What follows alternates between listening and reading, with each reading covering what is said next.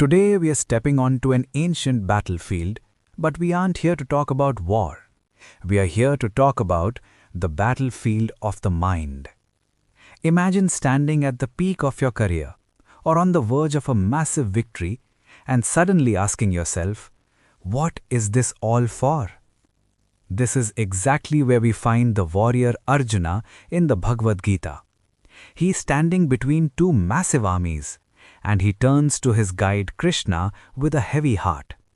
He says something that many high achievers today might find startling. He says, I don't want victory. I don't want a kingdom, or even the pleasures that come with it.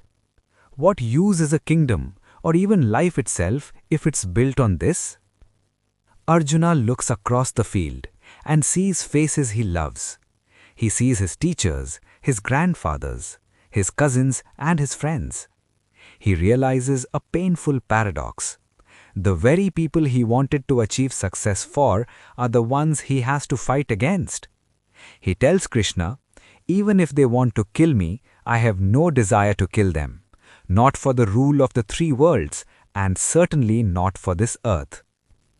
What Arjuna is experiencing is a profound moral and ethical dilemma. He is questioning the why behind the what. He worries that by winning this war, he will only incur sin, a moral decay that no amount of gold can fix. He asks, how can we be happy by killing our own people?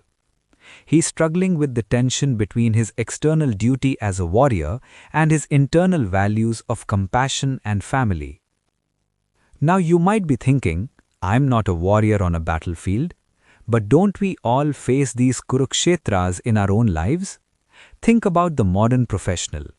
Think about the choice between a promotion that requires you to step on a colleague or a business deal that brings in millions but compromises your ethics. Take the story of Aditi Sharma. Aditi is a young entrepreneur who built a startup called Ecotech. She spent years dedicated to sustainable technology.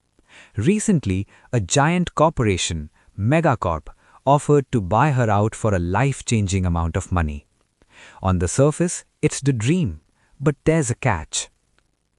To take the deal, Aditi would have to pivot away from sustainability to focus on pure profit.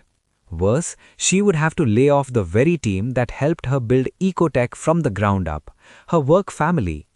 Like Arjuna, Aditi is standing on her own battlefield.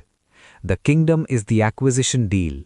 The victory is the financial security and prestige. But at what cost? She feels that same sense of responsibility Arjuna felt. She realizes that her inner peace isn't tied to the payout. It's tied to her commitment to her mission and the well-being of her team. Aditi eventually recognized that her dharma, her true duty, wasn't just to make money. It was to uphold the ethical standards she set and to protect the people who trusted her. She realized that achieving outward success while losing her inner harmony was a price she wasn't willing to pay. These ancient verses remind us that our actions have ripples. Whether it's in business, politics, or our personal lives, we are often forced to choose between conflicting values. The next time you're faced with a victory that feels heavy, ask yourself Arjuna's question. How can I be happy if I lose myself in the process?